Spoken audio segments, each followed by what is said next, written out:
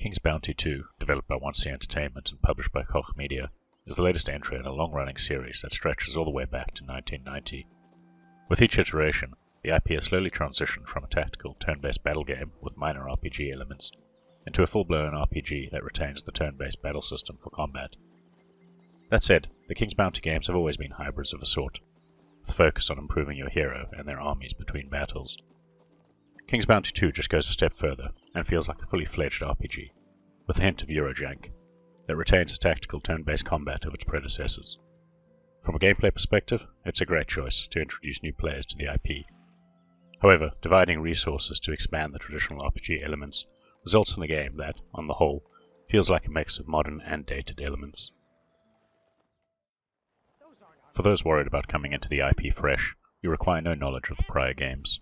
King's Bounty 2 picks up 320 years into the Age of Prosperity. Sure, there are references to King Maximus from the original game and some subsequent events.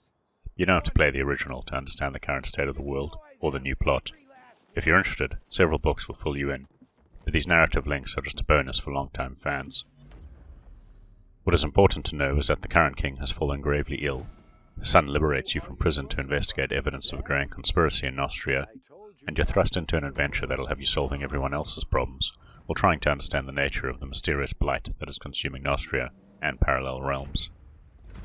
The word of the prince carries a lot of power, so you're soon equipped with some basic hero gear, a trusty steed, and a small retinue to accompany you on a trip to the capital. Once you clear this lengthy tutorial region and reach the capital city of the Crown Lands, events kick off in earnest, and your investigation will take you to every corner of a sizable map. With a stronger focus on conventional RPG elements, think dialogue, exploration, and player choice, King's Bounty 2 offers up an intriguing plot that keeps you moving forward. However, it's not without pacing issues, difficulty spikes, and some dubious writing at times. The King's Bounty games have always been campy, but the sequel tries to subvert a few common fantasy tropes with mixed results. Some quests tackle topics like the treatment of refugees or even the murder of children, and these are often handled poorly. Either the voice acting fails to capture the tone of the conversation, there are attempts to inject humor during somber interactions, and you've also got the basic quest structure that ensures even complex events have simple resolutions. The main quests, at least, feel more tonally consistent and coherent. Several seemingly disconnected leads often converge on a single encounter that moves the story forward, while the basic quest structure ensures the game moves at a brisk pace for the genre. This is for the best, though, as King's Bounty 2 shines when you're swiftly alternating between dialogue, exploration, army management, and battles. Unfortunately, there are a ton of side quests that drag down the pacing. You start off your quest with a two-prong investigation, but it's not long before you've got dozens of markers littering the map. Unfortunately, avoiding these side quests is unwise, as they feel essential to maintaining a steady difficulty curve, unless you're really confident with your army composition, spells, and tactics. Many are insignificant side stories, but some flesh out key characters, or lead you towards triggering more main quest lines. They also offer up ideology choices, quirky characters, potential allies in upcoming combat, unique locations, and of course genre staples, gold, experience, and gear. Following in the tradition of its predecessors, King's Bounty 2 lets you select from one of three classes. You've got the warrior that focuses on martial skills that bolster his army's power and survival. The mage focuses on using high-level spells to affect the flow of battle, think magically bolstering her troops or crippling her foes. The paladin is a jack of all trades, able to dabble in both specialities, but she can recruit units for less and quickly build a larger army. This choice mostly affects early game and some dialogue sequences, but you're free to branch out and multi-class as you progress. You'll quickly find yourself making decisions, albeit binary and clearly marked, which raise your hero's affinity for one of four ideologies: order, anarchy, power, or finesse. The more you stick with one ideology, the more you can advance in the associated talent tree. However, the more consistent you are, the more likely you'll become locked into that ideology. Your hero will eventually refuse other actions, restricting your choice of allies and routes towards the endgame. It's a good system, but I just wish outcomes were not so black and white. You're typically choosing between outcomes that are good or chaotic, and actions that are subtle or reckless. Despite the expanded RPG elements, combat is inevitable, and King's Bounty 2 retains the hex-based maps with choke points, height differences, and cover to consider. Unit initiative determines the army order each round, and each squad in your army, think melee, ranged, or support classes, functions as a collective, with a stacked health pool, and damage output based on the number of surviving members. There are dozens of recruits to acquire: militia, bandits, dwarves, beasts, or the undead, but they're all aligned with a specific ideology. There are skills to offset morale penalties when you mix and match units, but this stops you from cherry-picking the best during the early game, that and the increasing cost. For those prone to finding a good combination and sticking with it, you'll still have several missions that give you an excuse to control different armies in once-off scenarios, with limited units and spells, that make it feel more like a chess puzzle than a typical battle. Almost all units are useful, given the rock-paper-scissors approach to damage, and they can gain veterancy over time. There is, however, a clear progression towards higher tier variants. Think moving from spearmen to swordsmen to knights, and you don't want to fall too far behind as you progress. After entering battle, you'll always start by placing your units within a small zone, taking into account the need to protect your weaker units, and potential cover from ranged weapons. You then progress, turn by turn, round by round, until one army is wiped out. At any time, you can view unit skills and weaknesses, something that's essential to surviving tougher battles. You'll want to move ranged units to high points, rush on your melee units to lock down enemy movement, and keep your mages safe so they can keep casting support spells, and decide which spell your hero will use, as you can only cast one per round. For anyone concerned the sequel has been too watered down by other elements, you'll at least be happy to know the battles remain the most engaging, challenging, and tactical element. Unfortunately, King's Bounty 2 is not without issues. When it comes to combat, the difficulty is inconsistent, and it's impossible to determine the real challenge before entering battle. You can always retreat and come back later, but it's possible to hit a brick wall while following a quest line. A balanced army and a packed spellbook will take you far, but I've had supposedly equal opponents shred my lightly armoured units in the first turn with crossbowmen, but then I've also managed to fight to a bloody victory against a supposedly undefeatable foe.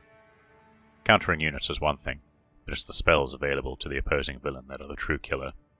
I've had my entire army unable to react on the first turn, had that damnable confusion spell cause attacks to kill more of my own units than the enemy's, and I spent several battles just casting counter spells repeatedly to scrape through. Sticking with a single army composition can be a liability unless you've invested in enough spells to offset their weaknesses. That consistency and survivability in battle are essential, as gold is used to reinforce surviving squads cheaply in the field. Returning to a recruiter, on the other hand, means paying full price for a new squad. As a result, more losses during battle means less gold overall, and you're going to want that gold, as high-tier merchants sell items with no level restrictions, so in King's Bounty, money literally equals power.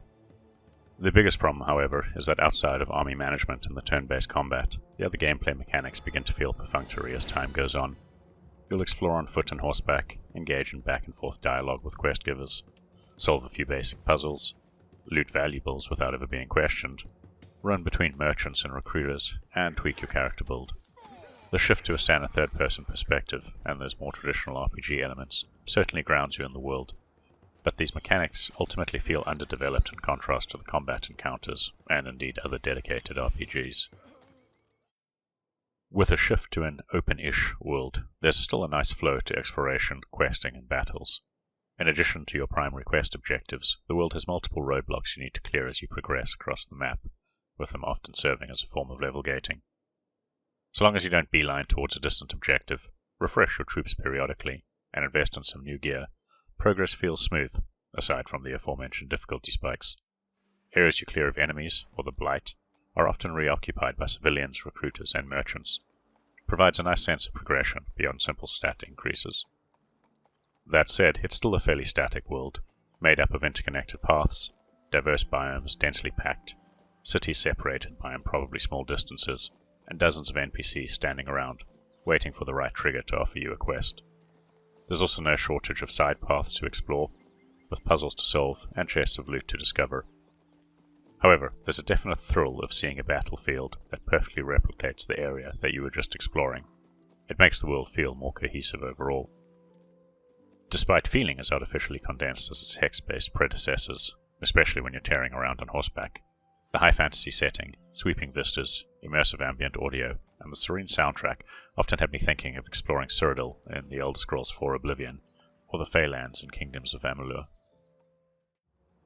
Visually, King's Bounty 2 can look good in places, and highly detailed when viewing turn-based battles from above. There's plenty of fine detail too in many locations, but the third-person mode can still feel like you've zoomed in close while playing an isometric game. at least on the console versions. Despite being developed using Unreal Engine 4, it can leave the game looking distinctly last generation. There are similar looking NPCs of varying quality, limited animations during dialogue, you've got high resolution textures or detailed props, right alongside their low resolution, low polygon variants, and there's also streaming issues. It never pulled me out of the experience, but it was noticeable. The ambient audio does a lot of heavy lifting to bring each location to life, even if the visuals and NPC density did not. The music is classical fantasy fare, but alternates between being atmospheric while exploring and exhilarating during battle. The battle and spell sounds themselves are a mixed bag, but I always enjoyed listening to my meteor spell land on a group of annoying mages. The voice acting was a highlight, although not for the reasons you may expect. It can be uninspired and awkward, but it's often in the so bad it's good category. Some characters sound like they're hamming it up, others are just bored, but many are unintentionally hilarious. Elisa, the peasant girl turned paladin, became my favourite. She sounds equal parts sincere, naive, enthusiastic, and idiotic, with one-liners and lofty statements that either had me cringing or laughing out loud. All things considered, there's a lot of systems that make up King's Bounty 2, but it ultimately provides an interesting hybrid of conventional third-person RPG with deep, tactical, turn-based battling. The developers set out to create a game that introduces more players to the IP, and, despite a couple issues, it succeeds. The tactical turn-based combat and army management remain the highlight, while the non-combat RPG elements are derivative and streamlined, keeping you moving forward. Sure, this means they can feel perfunctory and underdeveloped over time, but the frequent story beats and bouts of combat do their best to mask that fact.